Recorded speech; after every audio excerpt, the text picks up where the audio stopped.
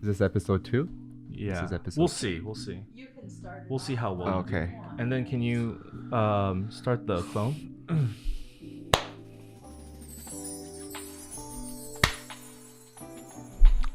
Yeah. Burp.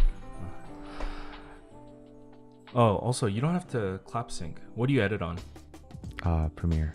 You edit on Premiere, right? Yeah. You don't have to clap sync. Did you know if you select your audio and your video file? Multi-track. No, just it's so you have your camera audio, right? Uh-huh. And then this audio you record it separately, I assume. Yeah. That's what you sync. Yeah. If you just select both of them, Uh-huh. if you right click, there's an option called synchronize, Uh-huh. and it reads both audio files and it automatically matches it for you. Oh, and does it work well or? Yeah, it's perfect. Oh shit. Okay. It automatically matches it for you. I've and been then doing this shit and for then- 2.5 years. No, me too. Yeah. And then Yeah. and then what you do is delete the camera audio file, yeah. drag that one up, Okay. and then nest the file together. Okay. And then boom, it's one file. Formal therapy. Yeah. Yeah, the producer Learning- teaching me tricks. Yeah, learning about Video cameras editing. and stuff. Mm. I guess we should start. Okay. I thought that was the intro. That was a nice intro. I guess. Yeah. It's a natural intro. Okay. Well, hello, hi. Hi. Welcome to the Therapy Sessions podcast, the Mm-hmm. official form of therapy podcast. I don't know what episode this is. Mm-hmm. We're filming this a little out of order because Danny here is here. Mm-hmm. Do you hear like a weird thing? What? Hold on, stay quiet. Like outside? I don't think it's outside. I think it's like a radio frequency. I'm going insane. Okay, it's gone. Okay, I don't hear I am anything. going insane. Okay. Oh, okay. Oh my god, this is already a mess. Okay. So yeah, welcome to the Therapy Sessions podcast with our special guest, Danny Kim. Danny Kim from DKDKTV. Hi. As always, I'm your host, PD, and you guys might be wondering why is Danny here, but not David, because David's sleeping. Yeah, so he said he was sleepy. So we were vlogging. We just been to the BBMAs. We just came back today. And we came back at like 11, right? 11:30. Finished Midnight? eating? Yeah, probably midnight. 11 midnight. And I had to finish the vlog because I wanted to like get it done and over with. But he was like, okay, I have to sleep. And then he didn't sleep for like an hour and a half. And he was like showering for an hour, posting like 35 Instagram stories. And then now that we start the podcast, he's sleeping. So I mean, there you go. Isn't that all part of your work though? What? Uploading to Instagram and like. It's uploading to his Instagram. Like that's what I'm pissed about. Okay, I'm pissed already. David. That's what I'm pissed about is like David uploads a lot to his Instagram, and he always like tries to promote his Instagram and his Twitter account. And I think he's like trying to escape or something. I don't know what he's doing. Like he's plotting something, but yeah, I don't like that. I mean, how can he? I mean, if he wanted to escape, couldn't he already escape? Because you said he manages the finances, right? I mean, if he wanted a lawsuit, you know, he could probably escape. But like, I think he's plotting an escape in the sense that like he's trying to gain more followers. Oh, So and that then to go naturally, solo. you know, go solo. Yeah. So he doesn't need me anymore. Oh, It's not dirty that way, right? Oh, yeah. I guess not Yeah, if it's that way. Yeah. Yeah. So we're recording this the night of, I guess, after the BBMAs, which is the Billboard Music Awards. We were able to go because of ex Celeste, Thank you, Roseanne. aka Roseanne. We did not have like the most pleasant time. I think we made best of the situation we were given, but it was a pretty. I wouldn't do it again. I would do it again. I would do things differently. Yeah. I would probably go for seat filler. Yeah. Yeah. I feel like seat filler would be also a different experience. Yeah, I think that might be better. Yeah. Because it's a better view, and also you get to sit with the celebrities. Yeah. So yeah, and then it's more consistent. Mm-hmm. You know, you can kind of see everything. So what happened was, you know, obviously we went mainly to see BTS. But we, you know, the staff had a really hard time, and there was a very big lack of communication between all of the staff members. And you know what, whatever, you know, it happens. But I think the biggest problem was that it was really the people. Mm. People were People gotta ruin it for everybody. yeah, people got to ruin it for everybody. And I went last year, so I have something to compare this to. Mm. And this year was pretty bad because people were cutting. People were just lying through their teeth. Yeah. Doing whatever it took to get in. Yeah. And I just thought like ultimately I didn't care because I feel like if I cared too much that they did this, then it's like they're winning. You're gonna ruin your day. Yeah, exactly. Yeah. And like, who the fuck are they to, So I was just like, ultimately, I'm just gonna make the best of a bad situation. But people were, it was kind of hard at first to get over it because it left a very bad taste in my mouth because I hate people who are shitty human beings and like who doesn't? No, but they think they're good people. And like the way I was like, listen, I was completely eavesdropping on all their conversations because I wanted to listen to their train of thought, and they acted like they were normal people. It's like normal to do this. Yeah, they thought it was completely normal. They thought it was completely normal to like try and rush the door and then get caught and then lie to the staff saying, "Oh, I didn't know." First of all, who the fuck doesn't know? And then I didn't know I had to wait in line. Yeah, like the rest of people. Yeah, and then or like when they were in line and they're behind us, all of a sudden they just try to rush forward and and then act like not.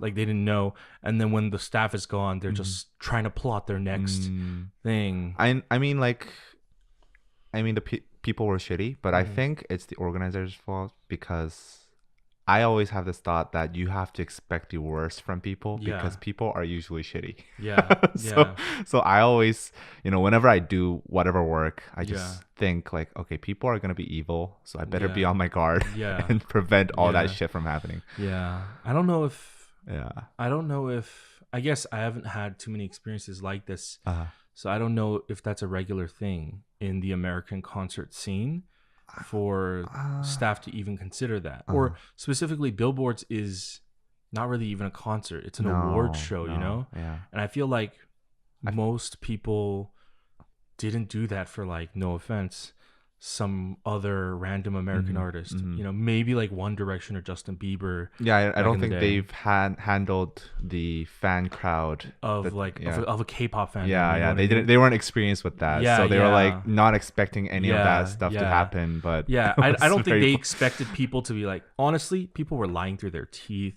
People were just like, he's just so salty. I'm super salty. I hate seeing I hate seeing the breakdown of society, and it's like a small glimpse of like seeing the breakdown of society in that moment. It's the end of the world. Yeah. Like I was talking to Danny when we were in line about that. I was like, this is why like if there was any kind of apocalypse, society would quickly break down because people put self-interest above everything else.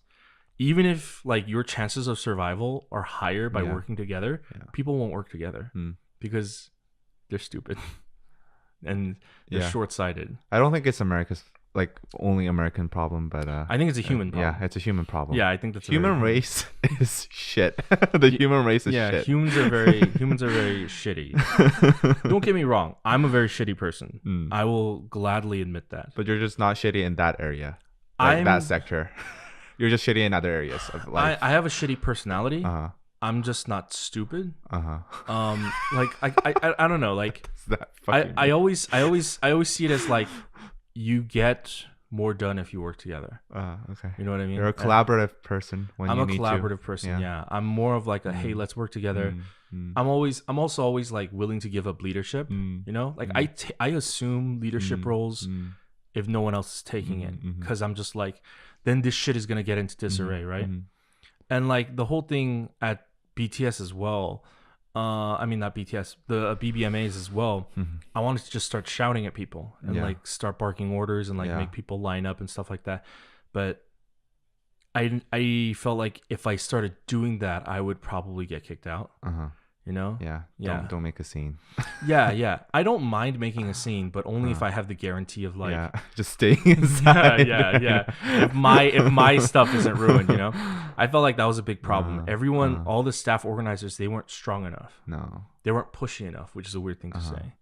Yeah, but enough. It's okay. It's okay. Yeah. Stop complaining. Yeah, enough bitching about. You saw BTS. Most people watching this Hold would on. die for an opportunity to be in your shoes. Yes, yeah, and that's why ultimately. So stop complaining. Yeah, that's Kids why, in Africa are starving, Okay, that's not even comparatively the same thing. and you're complaining about my K-pop show got ruined because of shitty people sneaking in line. I'll admit something. What? I'm actually glad it worked out the way it did. Okay, why? 'Cause, I mean, technically, I've seen BTS perform before, Yeah. and I've seen them perform Yeah. up close at last year's BBMAs. So we were actually put into the wrong section because we got screwed. The section where BTS is supposed to be, it got filled, and we actually had a right to be there. Like we had like connections with like the actual event organizers and everything. But so we got put in the opposite section. Yeah. And it actually worked out because I got to see the Jonas Brothers perform, and they performed on my side of the stage. And you were very stoked about that. Yeah. You like the Jonas Brothers? I love the Jonas Brothers. Really? Yeah. I made fun of them when I was in high school. I thought the last album they put out was a really good album, and then they broke up. Yeah, and I was like, it was like a very mature album. Yeah. And I was like, oh, like they're like something. turning, Yeah. they're like maturing into that kind of, and then they all went solo. Yeah. You know, and now they're back after like 10 or something years, and like now they're hot. I would say comparatively, after BTS got the most hype, attention. I think probably second place was probably Jonas Brothers. Yeah. I would say that too. Maybe third would be, I don't know, Cardi B. She was loud. I don't know if she got attention, but she was loud. She was the attention. And before we move away from BBMAs, because you know we can't talk about this forever. Yeah. I just want to say probably I don't like Drake. Okay. I'm not a general fan of his music, but I thought one of the most boss things I've seen in my life is Drake won an award, and then once you get an award, you go backstage. Yeah. And then 5-10 minutes later, the artist comes back out and they join. They go back to their seats. Yeah. So Drake won. Didn't think anything about it. Time passed. Another award comes up and Drake wins again. And everyone gets up and looks for Drake. And all the celebrities are looking around. They're like, wait, where's Drake? He went home. Yeah. They're like, oh, Drake's not here. And then literally Drake appears from where you're supposed to leave with the award, like where he just left to. And he comes out and he's like, he comes from the backstage. Yeah, and he's holding a big fat bottle of champagne, like clearly like he's just been celebrating and he's been drinking and partying, and he's like, like I assume what went down was he was drinking with his friends. Yeah. I was like, oh shit, was that my name? And then he went back out while he's still holding a bottle of champagne. Really? I thought that was staged. I thought that was like cheesy as fuck. I was like, man, you know, like he's pulling like a WWE move. He's like, man, this is like has to be fake. I feel like it could be either one. Yeah. I feel like it's very possible that was fake, but given that a lot of it is staged. Yeah. But I also feel like, I don't know. It could be okay. It could You're be very that naive. That it could be no, like it You could wanna be that believe. rapper life. You want to know what believe. I want to believe. You want to believe that Drake is living that life. Yeah. He's not a fake. Yeah. Disney. It makes me like Drake more. Yeah. But yeah, that's the BBMAs. We don't really have a vlog. I mean, we kind of do, but we couldn't film a lot. It was a very bad angle. Yeah, in my opinion, it's not very interesting. No, it's just us struggling for the whole day. Yeah, so if you want to see a video of us struggling, I don't know when that'll be out compared to this podcast, but so Danny and David are here in America from Korea. Yes. Was it because of this? Was it because of BBMAs that you came? To be honest, like so first was the fan meet. We're going to have a fan meet with PD and JRE. And what was the thing that made you guys decide to come? I don't know if I should be saying this, but like Oh shit. one of our no, one of our supporters, one of our Uh-huh. fans, Uh-huh. she said like we were contemplating on whether we should go on this fan meet because the first event that we got invited to was the fan meet, I think.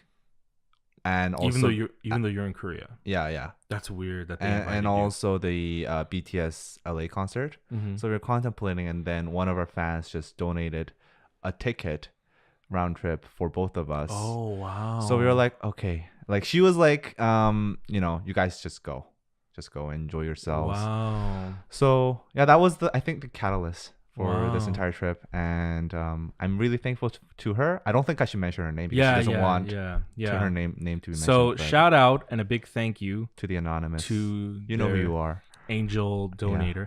I've had I think a couple random angel Gifts. donations too. Yeah. Like someone who's just like big dick energy. Boom. They're just like, you know. So how much was your biggest donation? What put the biggest smile on your face? How much I'll was say it? it. I'll say it. I'll say it. I'll say it. I also won't mention their name. Okay. It was like last year. Mhm. I think it's because I wasn't getting paid. Mm-hmm. I forget what the situation was, but I wasn't gonna get my paycheck, Yeah. and I was like, "Well, fuck." I'm like Broke. screwed, or like something. I don't know if I wasn't gonna get paid for this. Might have been actually when I was still working multiple jobs, and I wasn't gonna get paid by my job. Like a thing I was freelancing for, or at the Nodebang I was working for, or Sming. One of them, I wasn't getting paid for it, and I was like, "Fuck," you know. I was just, and I'm very open, you know. So I was just like, "Well, you know, fuck, this might be like financially hard. I don't know what I'm gonna do." And then someone just like sent like $1,000, just like, It's an angel. yeah, just PayPal, because that's how much I was getting paid. Yeah. And I was like, well, fuck, this was supposed to happen, but it didn't happen. And then she was like, big dick energy. And then just have boom. it. Yeah, Have boom, out of nowhere. Didn't even say anything. Like, How do you respond to that? I cried. Like, dude, that's a lot of money. I know it is. That's a lot of money. And I didn't cry though. I honestly I didn't cry. I'm in a lot. You don't understand. I'm in a lot of debt. Oh, okay. I have the kind of debt that like you don't want to imagine. it follows you. Oh shit. Yeah. What like, were you doing? Well, I think you shouldn't buy like shit for a guest that's coming for one day. He bought this podcast gear for me, and it's like expensive. I consider it an investment and growing the channel. Okay. Specifically because it's not just you. Yeah. Okay. You know, fine. I interviewed someone who produced a couple songs for Luna. Yeah. And I want to interview more people. And it's about growing the channel and like taking it beyond just reactions. And so like I feel like it's a good move. Yeah, I feel like it's an investment, you know. So that's why I did it. Now the third mic that I specifically got for David, and he's fucking sleeping. And he's sleeping, Oh, so man. he better make up for it. Yeah. But tomorrow I'm gonna make him do that. Yeah. Tomorrow. But yeah, I've been poor for a lot of my life. Like a lot of my debt. So I have like 11 grand in debt. And I've had it since I was a teenager. And what do you do as a teenager to get 11 grand in debt? I was out there like maybe borrowing like, I don't know, $100 from my mom. Oh no. Okay, so when I was when I was a teenager, I used to live alone. Okay. And I had like no contact with my family when I was a teenager, and so I had to use credit cards to survive. Oh shit! And no one taught me finance, and no one taught me like. Oh, you're a teenager, yeah. Yeah, no one taught me like, hey, you need to pay that back. You know what I mean? Yeah. And it eventually accumulates and stuff like that. And like even when I got started as a video editor and like stuff like that, like I paid for my own computer. I paid for like all my own that's gear. an investment. Yeah. But all with credit cards, you know what I mean? Oh man. Yeah. And I didn't have a job at the time, you know? I was just learning how to do everything. Okay. But it's like if I need to learn, I'm not good enough to get paid. Yeah. You know what I mean? So I was just like the debt was getting deeper Bigger. and deeper and deeper. Damn. Yeah.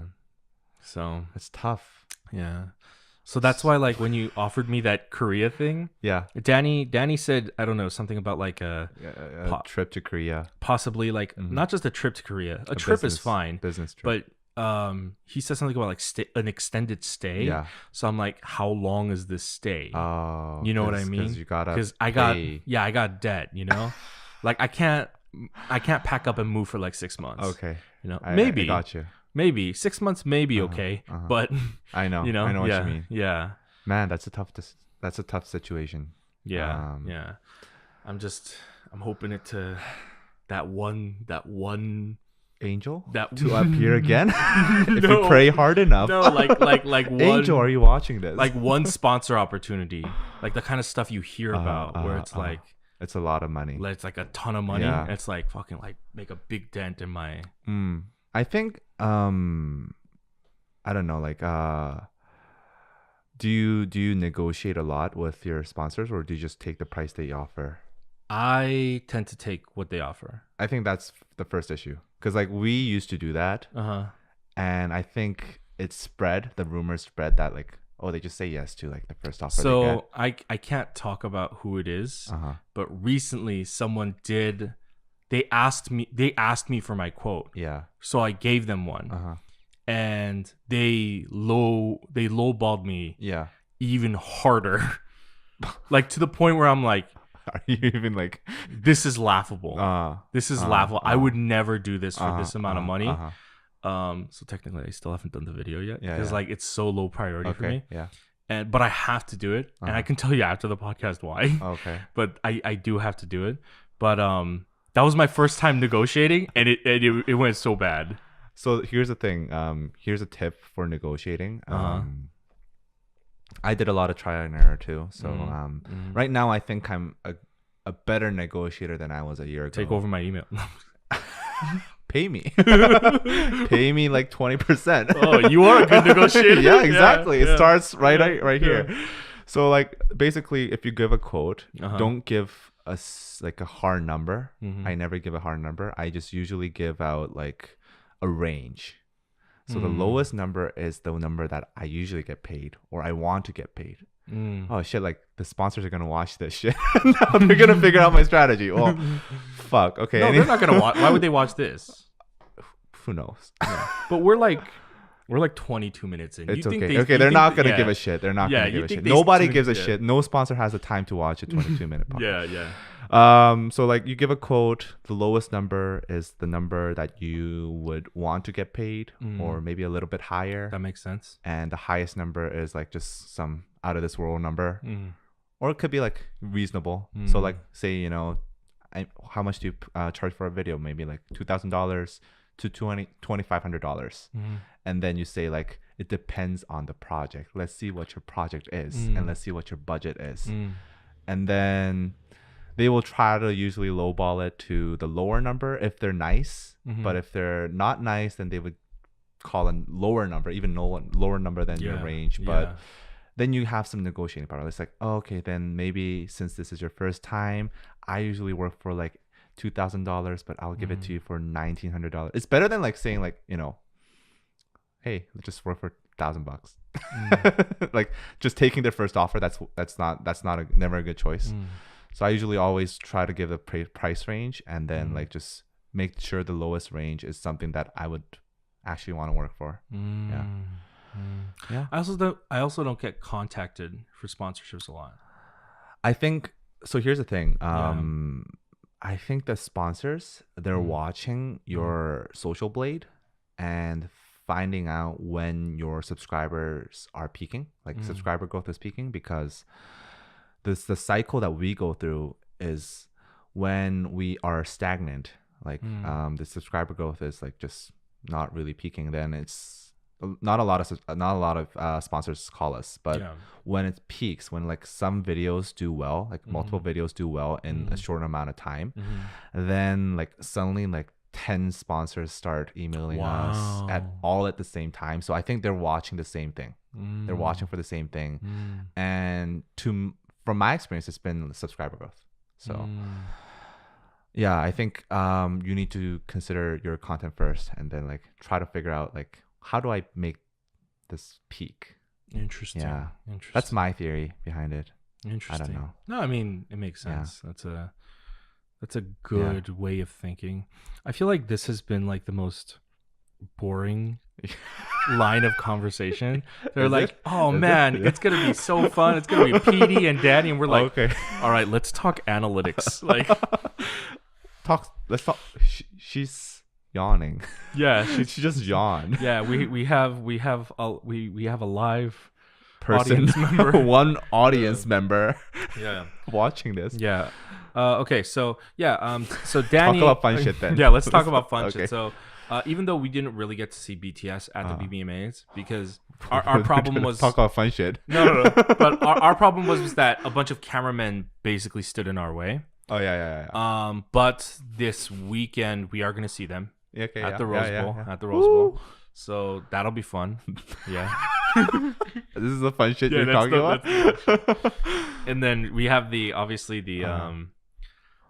meet. The fan meet. Yeah. with- This is an announcement. It's not fun I mean, shit. this You don't have, well, I this mean, is not a fun conversation. You're right. Because like Uh, this is gonna come out let's talk probably about after weed. the fan meet. Or drugs.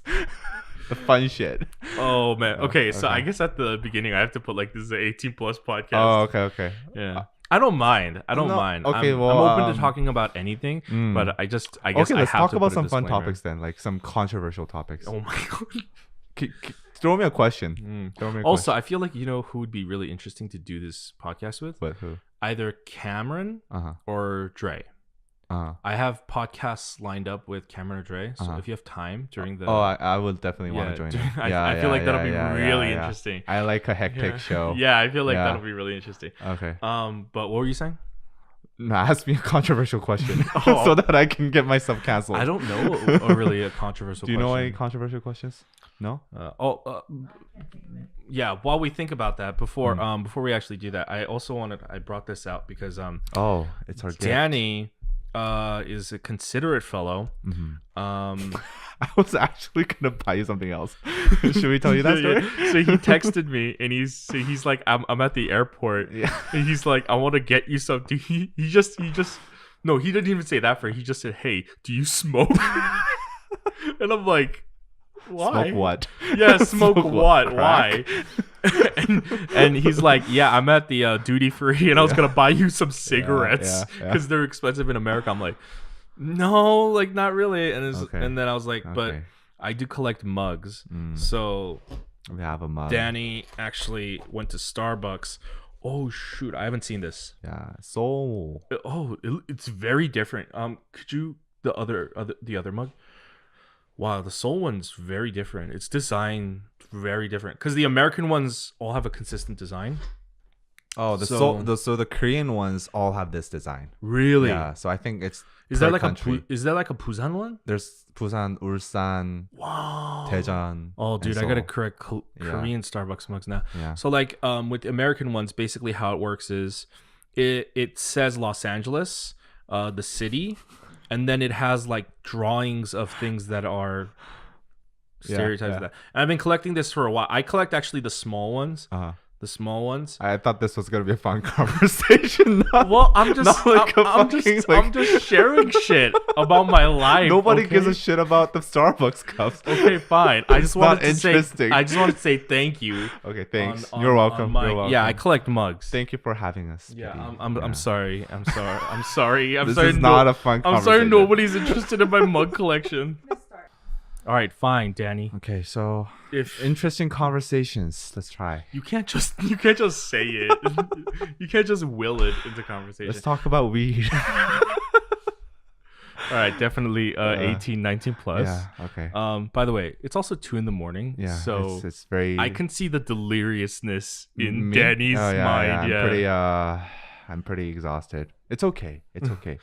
You know, Danny's actually really interesting because Danny, when he's sober, he's really, I feel like he has more energy. Oh. And then David, he's kind of just like more quiet. Oh, this is interesting. And then so they got in a few days ago at like midnight, right? Yeah. And then I was thinking like, yeah, so here's the bedroom, whatever. I thought like, okay, we're all gonna go to sleep because we have to get up early in the morning. And I'm like, so now what? And the first thing out of Danny's mouth is, let's drink soju. Like, let's. I wanted to like have a housewarming thing. Yeah. So like I was like, but it was funny because I was like, that's the most Korean thing you could have possibly said, you know? Americans don't do that. No, not really. I don't know. I feel like soju is kind of like a little bit harder than beer. I know it's culturally the same as beer, but like there's something about it. Yeah. But yeah, so we went out to like a pub and then we had a bunch of soju. And the interesting difference is Danny gets a lot more quieter. I get seduced. The more he drinks, the more quiet he becomes. Yeah. And then David gets really energetic. He's a lot more excitable. And he's like, he doesn't shut up. He doesn't shut up. He's like super hype. Yeah, and I'm the same way too. I'm a lot more introverted without alcohol, and then with alcohol I get more extroverted as well. But I also what was that sound? I was gonna make a sarcastic comment. What was? No, like when is the interesting part of this conversation coming? Wow. I thought talking about our drinking sensibilities is an interesting conversation. Are we? Let's. Can I ask you this? Yeah, sure. Are we like similar to what our on-camera personalities show ourselves to be? I would say so. Yeah. I would say so. Any differences? Let's make an interesting conversation. I think here's the best way to phrase this. This is the worst podcast ever. I think you're closer to you're exactly everything I see on YouTube, but there's an added thing. You also see the real life version of your Twitter personalities. Oh, really? Yeah. So I act like an asshole. Yeah. I haven't acted like an asshole yet. I don't know what you've been seeing. It's not so much. You're very mean to David. Oh, I'm very cynical. It's all in good fun. It's all in good fun. Maybe not for David. Not for David. He says all in good fun, but earlier, someone was asking him like, that was like, it's just a joke, right? And he's just like, no, I really hate him. He just kept reiterating, no, I really hate him. And he had no no tell. He wasn't like laughing. No, I really hate him. He was going, no, I really hate him. Like, it was so unbelievable. I love David. Our sweet David. That's the first time you've said that this entire time. No, you see, I told you, like, he brings me money. He's in charge of the bank account. I have to love him. It's Patreon season right now, payout season. God. So I have to be nice to him. Because he's in charge and he has to send me the money. So I'm actually curious about your guys' partnership. Yeah. I mean, not. I wanted to save this for the interview, talking about your guys' partnership and relationship, but just like a little bit, like, I'm actually, what's it like having to co-own a channel together? I think there's both pros and cons. Start with the bad shit first. Yeah, I'll ask you. Because that's the first thing I can think about. I'll ask you this question: if you could, would you want to do it alone, or even despite all the bad stuff, do you think all the pros of doing it with somebody else like outweigh doing it alone? Is David awake? Let's assume he's not okay. Let's assume he's sleeping. I mean, I would still do it with David. Is this the right answer? Okay.